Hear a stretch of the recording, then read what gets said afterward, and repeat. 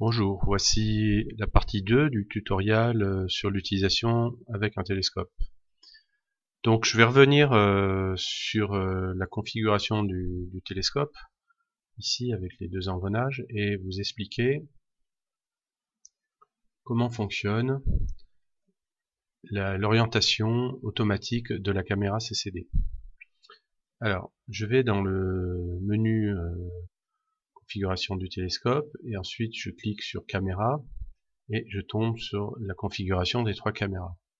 Donc si je prends la caméra numéro 1, qui est toujours la caméra SBIG STL6303, je trouve cette fenêtre avec les informations dont on a évoqué dans la partie 1 de ce tutoriel.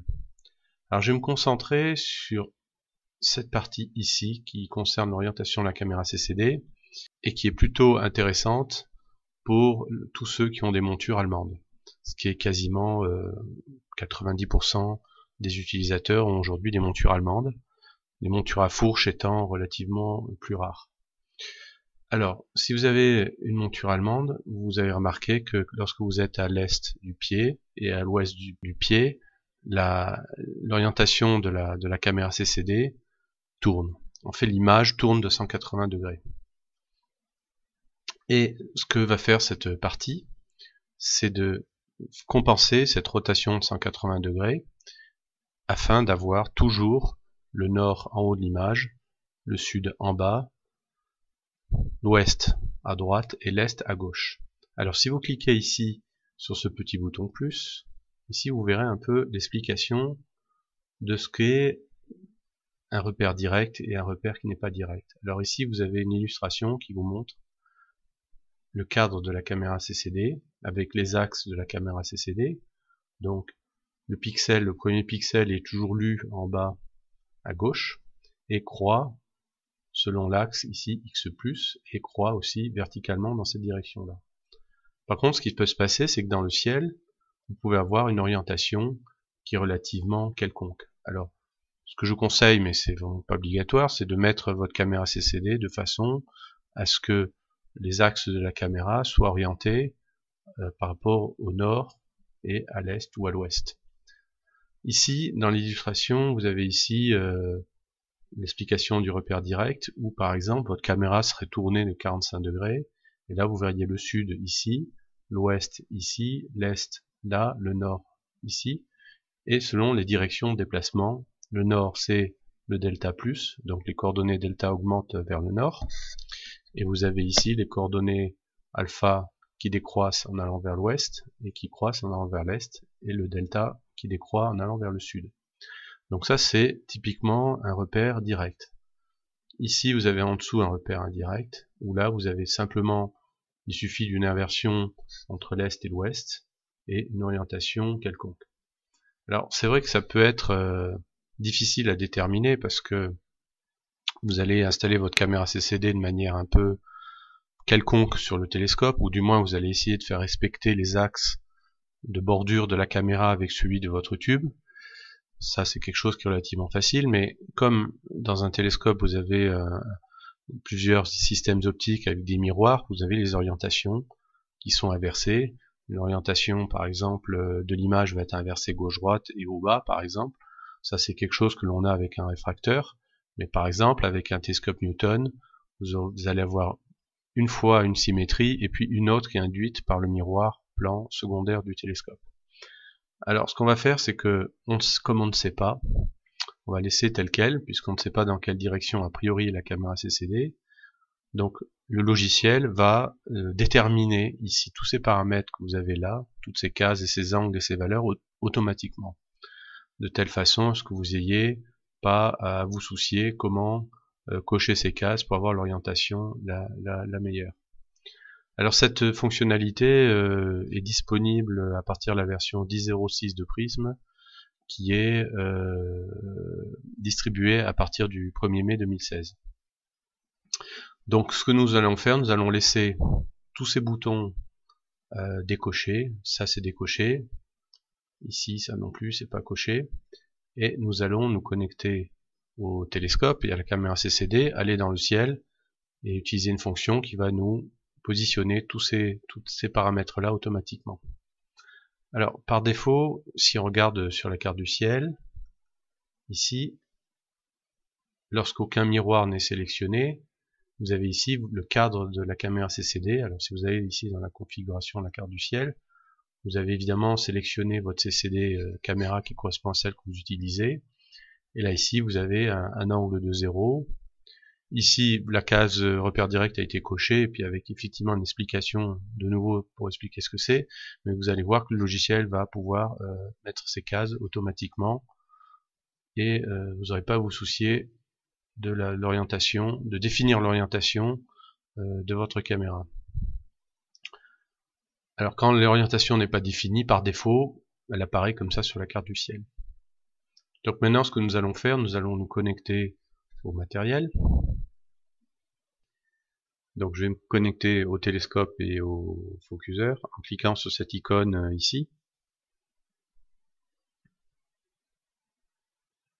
Donc là, le système de focalisation est connecté à Prisme. Ensuite, le télescope lui-même est connecté à Prisme. Donc ici, je retrouve un panneau d'information qui me dit qu'est-ce qui a été connecté. Donc relativement peu de choses dans ce cas-là.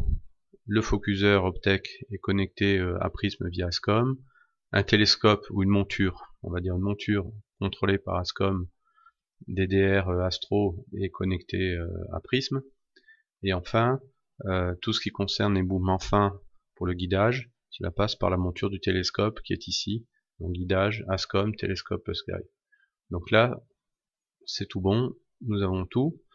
Alors évidemment, si nous avions d'autres matériels, par exemple une coupole, une station météo, on verrait ici des informations, mais là ici absolument rien d'autre. Donc je fais OK. Donc apparaissent des fiches de contrôle que je peux mettre proprement ici dans un coin du logiciel.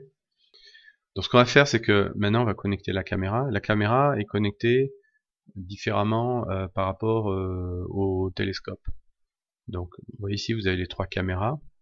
Donc la caméra SBIG a un CCD qui est intégré à l'intérieur de la tête. Alors le temps que ça se connecte, je peux vous montrer quelque chose. Ici, c'est le logiciel de la monture, qui est un logiciel Ascom et qui pourrait être, par exemple, si vous aviez une Paramount, qui pourrait être The Sky, si vous avez une astrophysique, qui pourrait être le logiciel d'astrophysique. Donc ça, c'est un logiciel externe à Prism et qui fonctionne de manière indépendante. Donc je vais pas trop m'attarder dessus.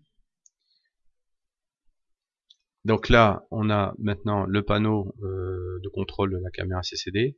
Donc ce panneau a deux onglets, donc un onglet pour le CCD principal et un onglet pour le CCD de guidage. Donc là, c'est un cas particulier pour la caméra SBIG. Vous auriez une autre caméra, vous serez obligé de cliquer sur la caméra numéro 2 pour faire apparaître le CCD de guidage. Là, ce n'est pas nécessaire, il y a deux CCD dans une tête.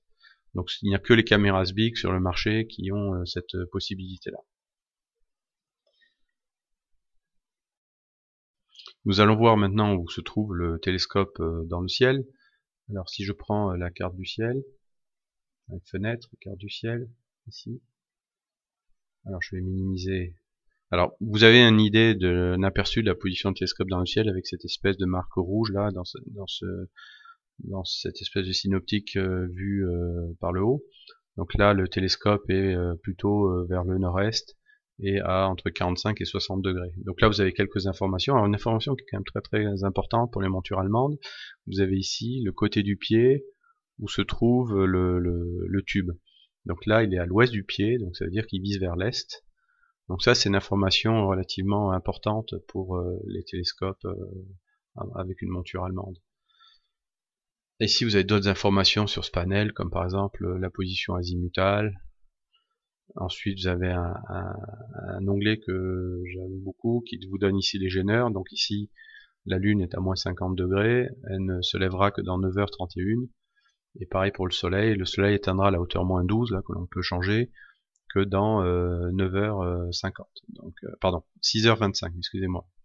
Donc là, ici, si par exemple je changeais, je mettais moins 11, ça serait dans 6h30, moins 10, 6h34, et par contre, si je mets moins 14, vous voyez, à 6h16. Donc il reste 6h16 de nuit noire devant moi, en fonction de ce critère-là, de hauteur maximum. Alors je vais revenir ici en mode équatorial, je vais minimiser cette fenêtre. Ici aussi, je vais minimiser cette fenêtre pour le moment. Et ici aussi, je vais minimiser cette fenêtre. Donc, où se trouve le télescope dans la carte du ciel? Alors, là, il se trouve à l'endroit où est le curseur jaune. Alors, si je veux une vue globale, je peux faire ça. Donc là, j'ai la vue globale du ciel et où se trouve le télescope. Alors, ici, au-dessus de la Vierge, à peu près. Si je reviens sur la vue précédente, ici, voilà. Donc là, je reviens sur la vue précédente avec mon zoom qui est plus fort. Donc là, ici, j'ai le champ de ma caméra CCD, ici, avec une orientation à 0. Donc ce que je vais faire, c'est que je vais pointer le télescope sur cette étoile. Je double-clique, je fais pointer le télescope sur cet objet. Voilà, et là, je vais faire une image donc relativement rapide. Alors là, disons que ce qui s'est passé, c'est que le CCD est à température. Là, je l'ai mis à moins 10 degrés. Vous voyez ici, grosso modo, moins 10 degrés. Donc c'est prêt à être utilisé. Je pourrais le descendre plus bas d'ailleurs. Je pourrais le mettre à moins 25. Puis appliquer.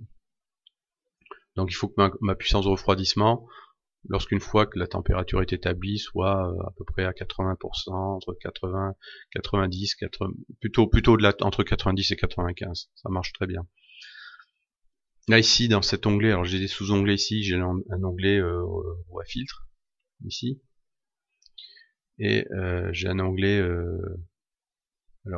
options. Alors roue à filtre, ça me permet, avant d'aller sur l'onglet options, si je clique ici sur chaque, par exemple sur rouge, la roue à fil va se déplacer sur le rouge et va faire le décalage de mise au point si celui-ci a été différent de 0. Donc un onglet relativement important, c'est l'onglet options. Donc là, il faudra bien le regarder. Donc je décoche, très important. Alors réécrire image après lecture, c'est-à-dire qu'il met l'image dans la même fenêtre. Hein. Sinon, si vous cochez cette case, il va vous créer une fenêtre pour chaque image que vous allez acquérir. Mais ce qui est plus important ici, c'est de décocher les cases miroir X, miroir Y et rotation de 90. Parce qu'a priori, on ne sait pas. L'idée, c'est d'avoir une image qui soit orientée pareillement par rapport au ciel. L'avantage, c'est de pouvoir comparer une image avec la carte du ciel facilement. Alors pour le moment, je ne sais pas. Je n'en sais rien. Je ne sais pas qu'est-ce qu'est le miroir. Tout ça, je ne sais pas. Je vais mettre une grille sur l'image, ça coûte rien.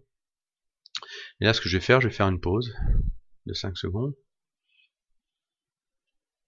Alors j'ai mis Bing 2.2 pour aller plus vite, parce que c'est une caméra, les caméras STL ne lisent pas très vite. Et là, effectivement, je trouve, parce que bon, la monture marche relativement bien, mais disons que pour pas perdre de temps, bon, j'estime que le pointage d'une étoile brillante comme ça, soit vous pouvez le faire au chercheur au début, et puis après le faire sur la caméra CCD, et puis refaire la synchronisation. Mais là, bon, j'ai une monture qui marche pas trop mal, et donc j'ai mon image de cette étoile là au centre de l'image, à peu près au centre de l'image. Donc si je veux améliorer ce centrage, c'est tout à fait possible. Si je clique droit sur l'image ici, j'ai des fonctions, et là ce que je peux faire synchroniser le télescope sur le centre de cette image. Donc il va faire une résolution astrométrique, et là il va me trouver un décalage ici de 6 minutes. Donc il a pris le catalogue GSC, et grâce au catalogue GSC, il a pris les étoiles, et il a fait une résolution astrométrique. Donc là je vais fermer, et là vous voyez, hop, la synchronisation s'est faite, et je suis un peu plus effectivement sur la droite. Pour faire cette fonction là, il faut aller dans le menu configuration, et là vous allez dans astrométrie, et vous vérifiez bien que vous avez ici paramètres de centrage automatique du télescope. Vérifiez quand même que, vous voyez, quand je vous ai dit que en fait j'ai pris le GSC, c'est pas le GSC, c'était l'UK4 hein, que j'utilisais. Donc voilà, j'utilisais le catalogue UK4 et j'avais ces paramètres là. Donc ça, je peux cocher ou décocher cette case, ça n'a aucune importance. On va la décocher d'ailleurs, pour juste aller plus vite. Hein. Si l'image n'est pas bien orientée, il s'en fiche.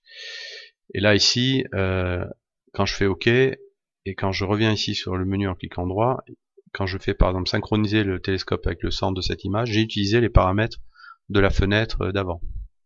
OK. Voilà, donc là j'ai recentré mon télescope. Alors maintenant ce que je voudrais savoir, je voulais savoir si l'orientation de cette image correspond à ce que je vois sur la carte du ciel. Alors pour cela, je peux faire une vérification. Donc je vais par exemple dans Analyse, ici, et ici je vais dans Astrométrie, et je fais étalonnage automatique. Donc là je retrouve un peu une fiche qui ressemble beaucoup à ce qu'on avait tout à l'heure. Donc je fais OK. Alors évidemment, il faut que les étoiles soient à peu près nettes quand même. Hein. Voilà, donc là c'est allé très vite. Et là, qu'est-ce que je constate? Alors on va zoomer un petit peu. Ici en vert, on a les étoiles dont il s'est servi pour faire la calibration astrométrique. Et là ici, j'ai mes vecteurs de direction. Alors j'ai un vecteur qui me dit en rouge ma direction alpha plus. Alors on le voit pas très bien à cause de la copie à distance. Hein, je suis au Chili, alors évidemment là ici vous avez une flèche rouge qui vous donne alpha plus. Donc ça c'est la direction des alpha croissants. Et ici vous avez une flèche qui vous donne le delta ici croissant. Alors vous voyez que l'orientation par rapport à une carte du ciel, le nord est typiquement vers là, et là l'ouest est typiquement vers là. Donc ça veut dire que l'image telle que je l'ai prise avec ces options de miroir, ici miroir et de rotation, l'image qui me vient est complètement désorientée par rapport à la carte du ciel. Alors bon, vous pouvez en rester là, hein, c'est votre choix, et puis travailler comme ça, il n'y a rien qui vous l'en empêche, mais il y a une fonction relativement puissante qui, lorsque je clique ici droit sur l'image, ici vous avez un menu ici qui s'appelle recalage orientation caméra CCD, qui va vous mettre tous les miroirs qui vont bien, miroir X, miroir Y, et les rotations pour être le mieux calé possible par rapport aux axes alpha delta du ciel. Alors je clique dessus, donc là un petit message, donc il vous dit ce que ça fait. Là vous retombez encore sur cette fameuse fenêtre. Alors je vous dis, il faut que la focale et la taille pixel, tout ça soit renseigné à peu près correctement. Donc on va cacher la fiche de transformation, voilà, c'est fait, on fait OK. Voilà, donc là il a refait de nouveau une calibration astrométrique, mais là ce qu'il vous dit, c'est qu'il vous fait apparaître cette fiche en vous disant que pour avoir les axes alpha delta alignés par rapport à la carte du ciel, il va falloir faire un miroir horizontal, un miroir vertical et un quart de tour de l'image. Et il vous dit que c'est une monture allemande et que vous êtes à l'ouest du pied. Parce qu'en fait, si vous allez d'un côté ou de l'autre du pied en faisant un retournement par le nord, l'image va tourner automatiquement dans le logiciel. Alors je fais OK. Voilà. Donc là, il vous dit OK, résultat pris en compte. Et là, ce qui se passe, c'est que le cadre du CCD a changé. Vous voyez, là, il a tourné. Et donc, en fait, vous étiez comme ça sur le ciel. Et là, si je fais une image, là, on va fermer ça, si je fais une image maintenant,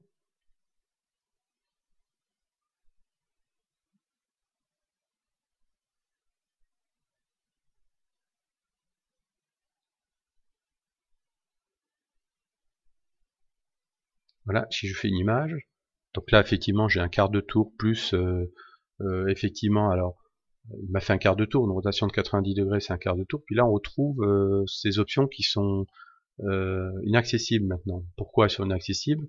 Parce qu'il a vu que vous aviez une monture allemande, et qui va gérer automatiquement les miroirs.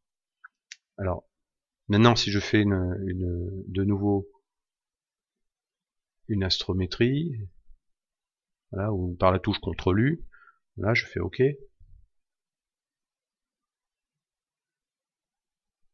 Et là, qu'est-ce que vous voyez? Eh bien, vous voyez que le vecteur qui représente le delta vers le nord et vers le haut, et là, le vecteur qui représente les alphas croissants, c'est-à-dire en allant vers l'est, ici, est orienté dans cette direction-là. Donc là, c'est bon, j'ai quelque chose qui ressemble à ce que j'ai sur ma carte du ciel.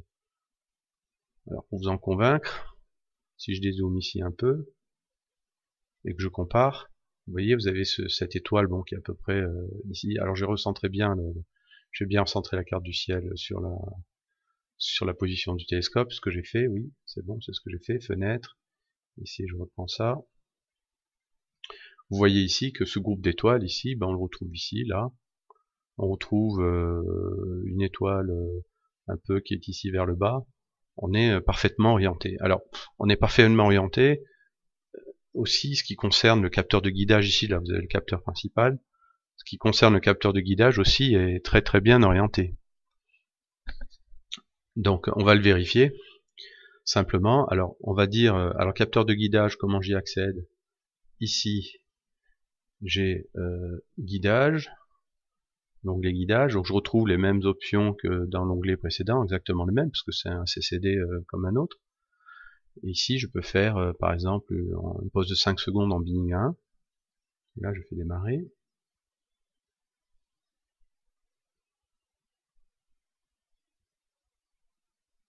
Voilà. Et ici, j'ai mon CCD du guidage, avec 2-3 étoiles. Donc ce que là on va faire, c'est que maintenant, on va centrer cette étoile brillante dans le CCD de guidage. Alors pour cela, il y a une astuce qui consiste en étant dans le mode de souris qui va bien. Donc voilà, en mode centrage, vous prenez l'étoile brillante, vous la dirigez vers le centre du CCD de guidage. Voilà. Et ensuite, ce que vous faites, vous allez sur votre centre de l'image CCD, vous cliquez droit, et là vous faites déplacer le télescope sur ce point.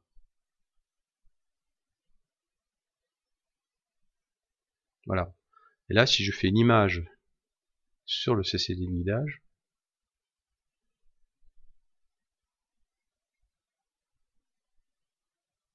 voilà, je retrouve l'étoile brillante. Alors ça a l'air comme ça facile et magique, mais je peux vous dire que si vous n'avez pas ces options d'orientation du CCD par rapport à la carte du ciel, vous pouvez passer beaucoup de temps à centrer une étoile brillante comme celle-là dans votre CCD de guidage. Ça, je tiens à vous le dire. Donc en fait, cela fonctionne. On a maintenant le cadre. Donc vous voyez, vous avez le nord là qui est à droite vers le haut, mais vous avez ici effectivement la caméra qui est tournée de cette façon-là, donc elle a été montée de cette façon-là sur le télescope. Alors on pourrait après ultérieurement remettre ça un peu mieux, mais bon là ça va. Enfin, je veux dire, la caméra a juste 10 degrés d'écart par rapport, une dizaine de degrés d'écart par rapport à la direction du nord, et est orientée de cette façon-là, et on peut parfaitement identifier des étoiles de guidage par ce biais-là. Alors vous verrez aussi que ça fonctionne si je vais de l'autre côté du ciel. Alors ici je vais décocher ici, enfin j'enlève l'image, je repasse en mode global, vision globale. Donc là je suis, si je prends état du télescope, je suis à l'ouest du pied, donc je vise vers l'est. Donc si je vais par exemple, je vais aller par exemple sur cette étoile ici, là, voilà, je vais aller sur cette étoile là, donc ce qu'il va faire, je vais passer le méridien, comme c'est une monture allemande, elle va pas passer le méridien, elle va passer par le sud, parce qu'on est dans l'hémisphère sud. Donc elle a fait un retournement, et donc on va être à l'est du pied. Donc je vous montre ça de suite.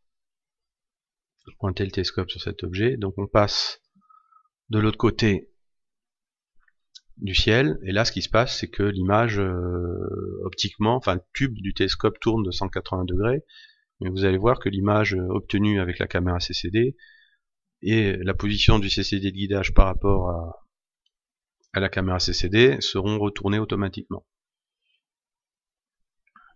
Alors le pointage est assez rapide, si on a une monture Direct Drive, donc une monture Nova 120, je vais zoomer ici, voilà.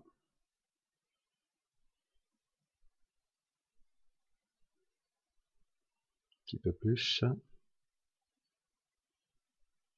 pas trop quand même, voilà. Et là ici je vais démarrer une pause sur le CCD principal, donc toujours 2 secondes, pinning de 2 pour aller vite.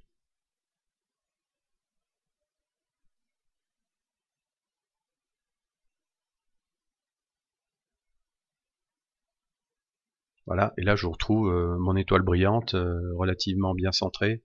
Alors voilà, on va refaire le centrage ici, là, voilà. Voilà, là on est bien centré par rapport à la carte du ciel, ici, l'image est visible ici. Voilà. Donc là, ce qu'on peut vérifier rien que visuellement déjà, c'est que le retournement a fait ce qu'il fallait, c'est-à-dire que fait les miroirs, vous voyez là les cases ici sont cochées automatiquement. Bon, elles sont en gris, on ne peut pas les cocher à la main. Elles sont en gris, elles sont cochées automatiquement, et on voit ici que on est parfaitement orienté. Alors vous voyez cette étoile qui est là, celle-ci ici et là. Alors on peut faire une calibration astrométrique et voir que dans analyse, astrométrie, étalonnage automatique, voilà. Et là on peut voir que l'orientation des axes alpha et delta est toujours le même, malgré le retournement. Vous voyez, hop, vous voyez, on a l'angle, enfin le vecteur rouge d'accroissement des alphas est toujours sur la gauche, et puis le delta est toujours vers le nord. Donc voilà, malgré le retournement, l'orientation de l'image est la même. Donc ça fonctionne. Alors vous pouvez voir aussi que le CCD de guidage, là, que je vais pousser ça un peu, mais vous voyez que la position du CCD de guidage, elle aussi tournée. D'accord. Donc normalement, c'est tout à fait normal. La caméra n'a pas bougé, c'est le tube qui a fait un 180 degrés en faisant un changement de côté du pied. Alors ici, vous avez dans l'état du télescope, on est à l'aise du pied. Et là, vous voyez ici le CCD de guidage est de l'autre côté. Donc on va faire la même chose, on va amener l'étoile ici, par exemple celle-là, on va l'amener par exemple là, comme tout à l'heure, et puis on va déplacer le télescope ici.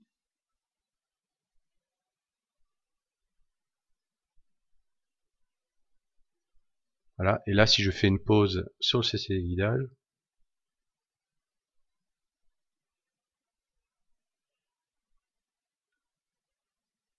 j'ai l'étoile ici qui est dans le CCD de guidage, je la retrouve. Donc voilà, donc ce mécanisme-là, comme j'ai dit tout précédemment, hein, vous pourriez ne pas utiliser du tout ces fonctions-là et tomber un peu voir au pif ce qui se passe, mais vous verrez que ça ne sera pas bien facile sans ces outils-là. Nous allons maintenant calibrer les mouvements de la monture pour faire un guidage ultérieurement. Alors, nous avons déjà une étoile très brillante dans le champ du CCD, mais enfin elle est beaucoup trop brillante pour faire cela, donc on va en trouver une autre. Donc par exemple, je vais prendre cette étoile ici, que je vais amener là, et je vais recentrer le télescope sur le centre de l'image. Voilà, le télescope se déplace. Ici, je fais une pause de 5 secondes.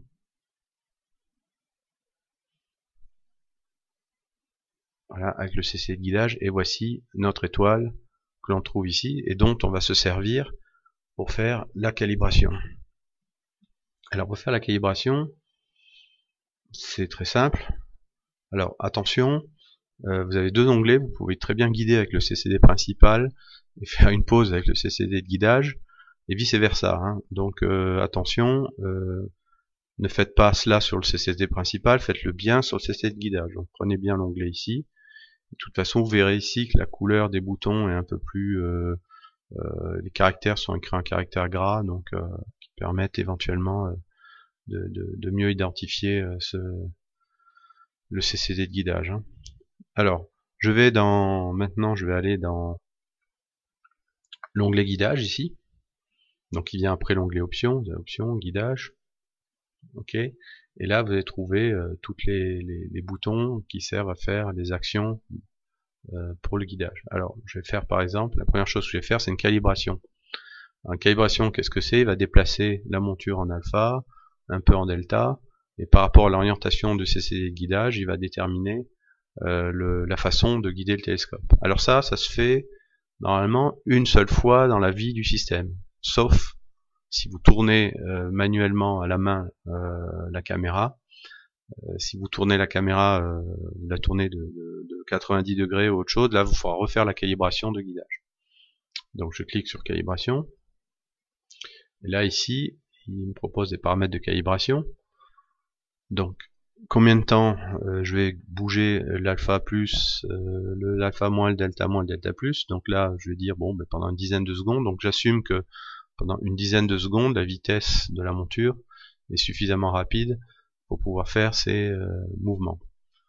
Donc si c'était pas assez, de toute façon il va vous le dire. Si c'est trop, si vous mettez trop, ce qui va se passer, c'est que l'étoile qui est ici, elle va partir, elle va sortir de l'image, et ça, c'est pas souhaitable.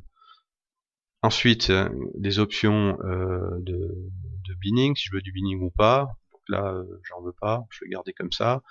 Et ici, pareil, si je veux des miroirs X ou Y par rapport au CC guidage. Alors, bon, pour le moment, j'en fais pas parce que le positionnement d'une étoile dans un CC guidage est relativement bon, donc je laisse comme ça. Si vous aviez une caméra qui n'a pas d'obturateur, une caméra de guidage qui n'a pas d'obturateur, vous avez la possibilité ici de prendre un fichier de noir, un fichier de noir mètre du capteur de guidage et le mettre ici pour enlever tous les pixels chauds. Donc là, c'est pas nécessaire parce que cette caméra a un obturateur. Donc c'est pour ça que vous pourrez rien faire ici. Alors je fais simplement OK. Donc il va faire d'abord une pause de noir. Voilà. Obturateur fermé. Ensuite une pause avec une étoile. Donc ici j'ai un curseur qui apparaît et je viens sélectionner ici l'étoile. Alors l'étoile est un peu dans un coin d'image. On va espérer qu'elle n'en sorte pas. Mais si c'était le cas, il faudrait recentrer. Si l'étoile s'en va, elle sort de l'image, il faudra recommencer la procédure de calibration, recentrant un peu mieux l'étoile dans l'image. Donc là il fait le déplacement de 10 secondes. Et là il refait de nouveau une pause. Voilà, donc l'étoile est partie un peu vers le haut. Mais elle est toujours dans l'image. Alors, il faut sélectionner l'étoile à la main avec le curseur. Alors pourquoi? Parce que si vous aviez beaucoup d'étoiles dans le champ, bon, disons que c'est pour être sûr de prendre la bonne. Mais comme je vous dis, hein, cette opération se fait une fois dans la vie du système, hein, normalement. Voilà, elle se redéplace sur la gauche. Voilà, donc hop, je clique.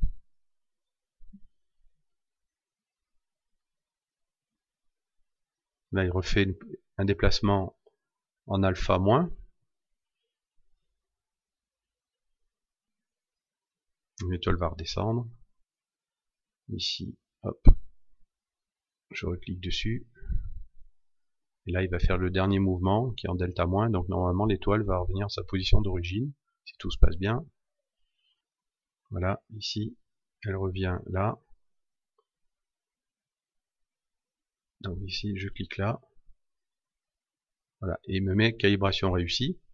Alors, il se pourrait que vous n'ayez pas de calibration réussie si par exemple l'étoile ne s'était pas déplacée entre les mouvements, ou si par exemple le mouvement était trop erratique, ou si vous êtes trompé d'étoile, c'est-à-dire si vous en avez pris une autre là qui est rentrée dans le champ, la calibration ne va pas réussir. Alors une autre condition pour laquelle la calibration ne réussit pas, c'est s'il y a trop de jeux en delta, et que vous êtes parti dans un sens et puis l'étoile revient dans l'autre mais ne revient pas assez. Donc là, il faudra mettre un peu plus de temps, au lieu de 10 secondes, mettre peut-être 15 ou 20 secondes pour qu'elle revienne. Bon, là effectivement, vous avez un graphique qui vous montre la position de l'étoile pendant la calibration.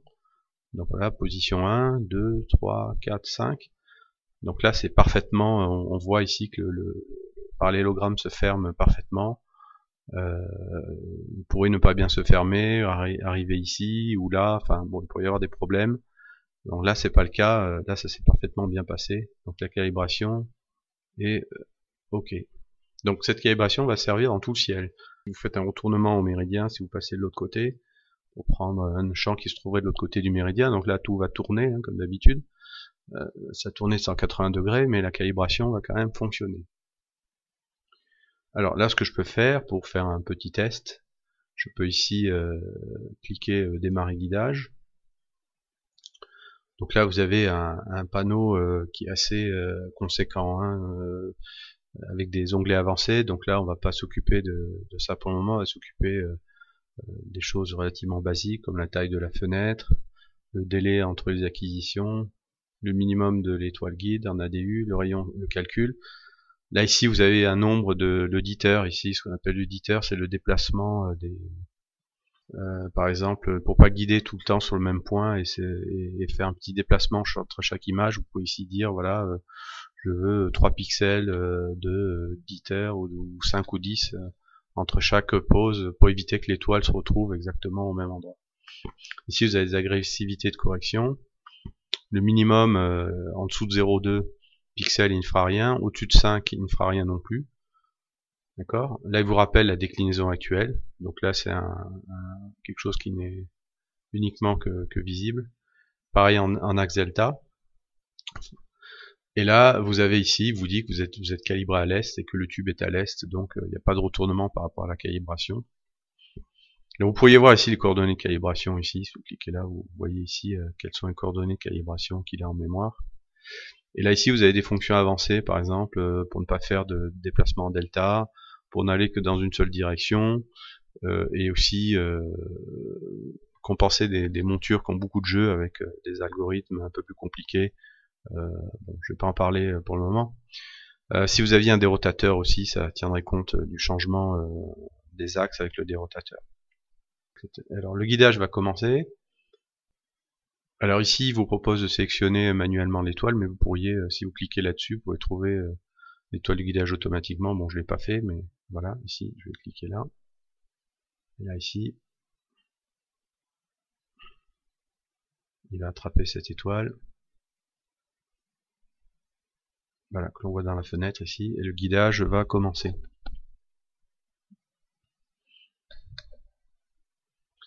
Alors, ici, vous avez les mouvements sur l'axe alpha, les mouvements sur l'axe delta. Chaque trait est un pixel. Ici, vous avez la même chose ici en 2D. Donc là, vous avez en fonction du temps. Donc l'axe horizontal, c'est le temps. L'axe vertical, c'est le déplacement. Là, vous avez un carré qui représente un pixel. Et donc, ça vous montre les mouvements d'étoiles par rapport à ce pixel-là. Alors, c'est le pixel de la caméra principale. Donc je vais laisser tourner pendant quelques minutes. Donc je vais mettre en pause et puis je vais redémarrer au moment où il y aura eu quelques minutes de guidage. Alors après quelques minutes de suivi, on voit que le suivi se passe très bien dans la mesure où les écarts restent à l'intérieur d'un pixel. Donc les corrections sont vraiment très bonnes là. Donc ça marche bien. Ici, vous avez un autre graphique ici qui vous montre le flux de l'étoile. Au cas où il y aurait un nuage, si un nuage passe, vous verriez le flux s'écrouler, remonter ou redescendre. Donc là, c'est presque stable. Il doit y avoir quelques petits passages nuageux quand même. Mais ça marche. Alors vous voyez ici, le graphique est en vert. Si je reviens sur le CCD principal, je pourrais lancer une pause sur le CCD principal de, admettons, 1 minute. Et là, voilà, je démarre. Voilà. Donc là, c'est parti. Et là, vous voyez que les corrections changent de couleur, ça passe en rouge. Parce que je suis en cours de pause avec le CCD principal. Alors, une fois que la lecture du CCD principal s'effectue, ici, voilà l'image du CCD principal. Alors évidemment, une inspection avec la loupe à droite montre que c'est parfaitement rond. On pourrait le vérifier en cliquant droit sur l'image. Et ici, vous avez une fonction qui vous donnera le calcul de l'élongation des étoiles, soit sur toute l'image ou soit sur une zone centrale. Et vous voyez ici que le signe est de 3,3 secondes et l'élongation des étoiles ne fait que 9%. Donc c'est vraiment bien guidé. Il a utilisé 71 étoiles pour y arriver. Alors, maintenant nous allons aller sur un objet plus intéressant, évidemment, parce que là vous avez vu que dans le cadre du CCD principal, j'ai mis aucun objet, enfin, relativement intéressant. Donc ce que je vais faire, c'est que je vais arrêter le guidage, donc je reviens dans CCD de guidage, dans guidage ici, abandon. Alors si vous tentiez de pointer un autre objet alors qu'il est en train de faire un guidage, il va vous avertir que ce n'est pas très bien ce que vous faites. Alors si je prends zoom, je vais dézoomer un peu. Je vais faire afficher ici, dans les affichages du ciel, je vais faire afficher ciel profond les NGC. Je vais mettre un tri entre ici, entre des objets plus grands que 3 minutes et plus petits que 30 minutes par exemple, dark. Et là ici j'ai des objets qui s'affichent. Maintenant je vais choisir un objet plus sympathique. Je vais prendre par exemple M66. Donc je vais ici, sur cette icône, je tape M66. Okay. Voilà, est-ce que je veux déplacer le télescope sur ce point? Je dis oui.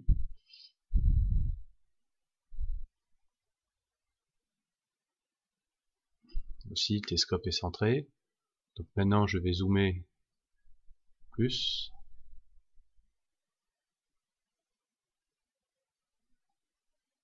Voilà. Et me centrer parfaitement par rapport à la carte. Donc là, qu'est-ce que je vois? Je vois que sur mon CCD de guidage, je n'ai pas d'étoile a priori. Donc ça va être plutôt délicat pour guider à cet endroit-là. Donc ce que je peux faire, c'est essayer par exemple d'attraper une de ces deux étoiles. Donc je vais utiliser la même astuce que tout à l'heure. Donc je clique ici, et là ici j'amène ces deux petites étoiles là. Voilà, et là je recentre le télescope par rapport à cette position.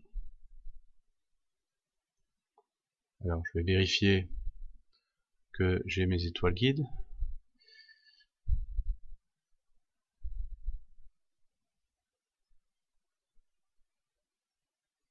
Voilà les deux, une, deux, et là vous avez, si vous voyez bien, il y en a une et deux, donc on les a parfaitement.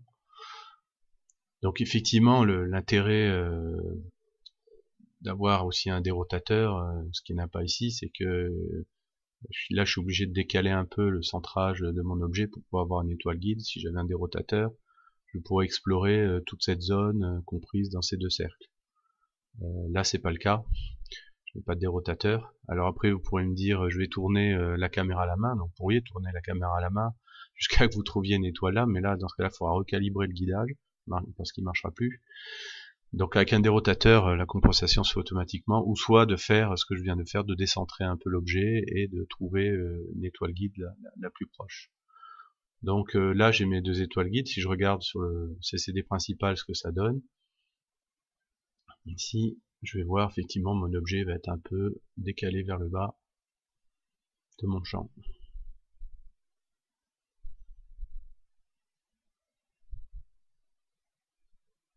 Oui, effectivement, vous voyez, la galaxie est un peu en bas du champ ici, et là vous avez ici l'autre ici qui est un peu sur le bord. Alors après, ce que je pourrais faire, c'est travailler un centrage optimal pour peut-être avoir les trois. Enfin bon, ça c'est des choses qui peuvent se faire très aisément, justement grâce au fait qu'on ait orienté le CCD correctement et le CCD de guidage aussi. Donc là, je vais faire comme tout à l'heure, je vais guider, donc je vais sur le CCD de guidage, ici, et là, je vais prendre guidage, démarrer guidage, voilà, et ici, je vais garder les mêmes paramètres que tout à l'heure, j'ai vu que ça marchait bien, donc je fais OK, il pose donc 5 secondes,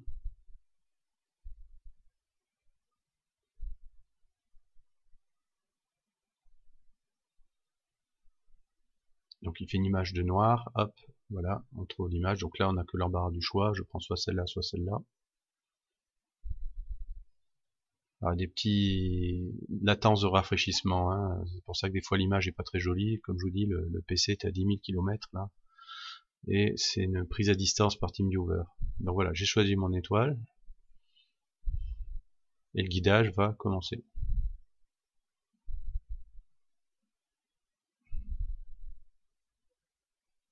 Voilà. Ici c'est parti. Alors une autre chose que je pourrais faire aussi sur le CCD, donc sur le CCD principal, nous allons regarder, alors l'inspecteur de guidage est ici, donc j'oublie ça, on va fermer ça. L'inspecteur de guidage est ici, donc le guidage est reparti, avec ici les positions, les erreurs. Alors ici, ce que je peux vous montrer ici, si j'appuie sur plus, vous aurez un tas de fonctions qui vont s'afficher. Alors soit ça va être des calculs, par exemple, des statistiques, soit des contrôles ici. Vous pourrez ici changer l'agressivité en vol du guidage, changer le temps de pause aussi en vol. Ça c'est possible. Ça en delta, vous pouvez aussi affiner le guidage en delta si vous avez des jeux en delta. Donc c'est très très puissant, hein, tout ça. Encore de nouveau des calculs. Et ici, vous pouvez ici changer l'affichage des graphiques ici. Alors, les graphiques peuvent être sauvés, enfin vous pouvez faire plein de choses avec cette fiche. Donc le guidage est en cours. Ce qu'on peut faire, on revient sur le CCD principal et on peut faire aussi ce qu'on appelle une séquence. Qu'est-ce que c'est une séquence? C'est de faire, par exemple, plusieurs images à la suite avec différents paramètres. Donc par exemple, ici, alors je vais définir le nom de l'objet à sauver, donc je l'appelle M, pardon, M, soit. Ici je vais changer le nom de l'objet, donc je vais appeler ça M65.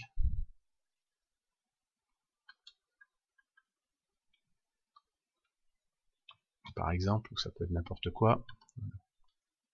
Clavier, voilà. Ici le temps de pause, par exemple ici je pourrais faire par exemple 60 secondes en binning à 1. Le nombre de pauses, je pourrais en faire par exemple 2 avec un filtre rouge. Alors on va pas mettre le filtre luminance.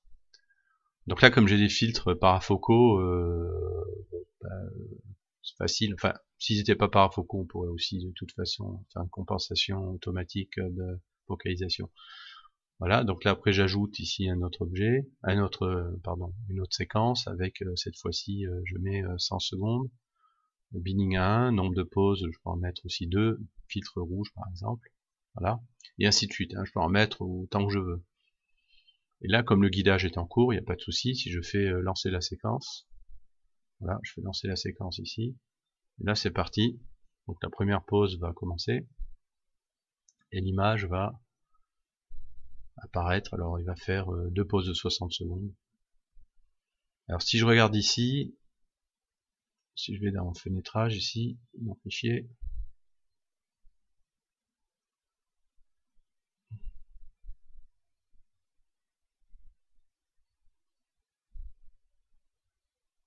voilà, la séquence est lancée.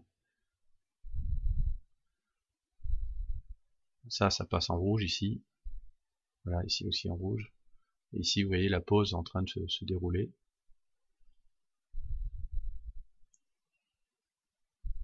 Donc ici, le répertoire de sauvegarde est celui-ci que l'on peut changer à convenance. Hein. Si j'appuie ici sur répertoire nuit, il va créer automatiquement un 0804, donc 8 avril 2016 ici, donc il crée un répertoire qui est en fonction de la date du jour automatiquement.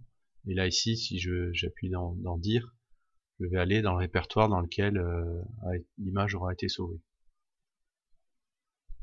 Alors pour le moment, voilà, il est ici et il est vide. Mais vous auriez ici toutes vos images ici qui vont se sauver dans ce répertoire. Je le mets de côté pour le moment. La première image est apparue, la voici. Voilà, ici nous avons la première image de l'objet en luminance, ici, qui est apparue. Et donc qui a été sauvée. Donc si je reviens dans le répertoire,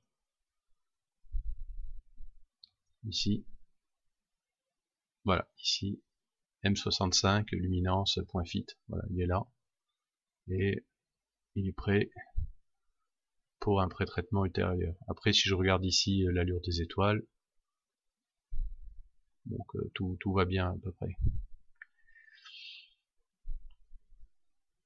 Ici, vous voyez la pause ici de 60 secondes, puis l'autre qui s'enchaîne juste derrière.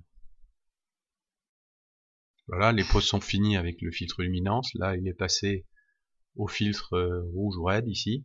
Vous voyez, on peut le voir ici en naviguant sur les onglets. On voit très bien qu'il a changé de filtre. On voit aussi que l'étoile, la luminosité de l'étoile est atténuée.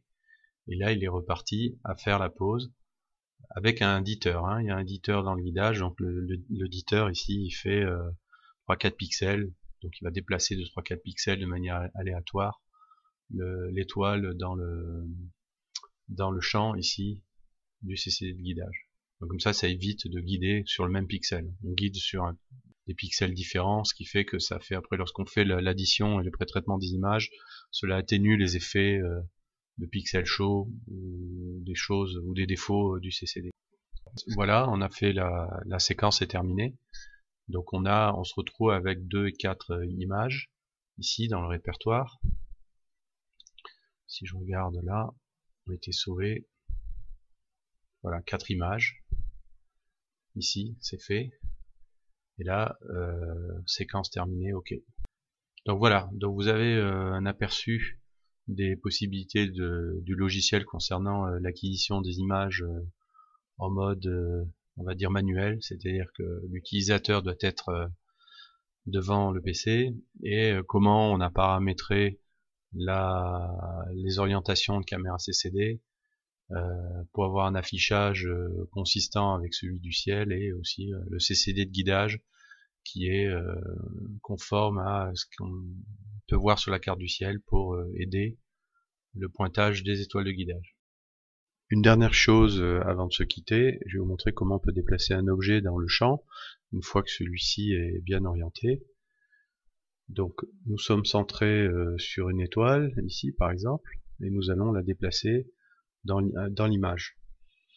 Alors avant, on pouvait prendre le contrôle du télescope et appuyer sur les boutons alpha plus ou delta plus, mais il y a une manière un peu plus puissante.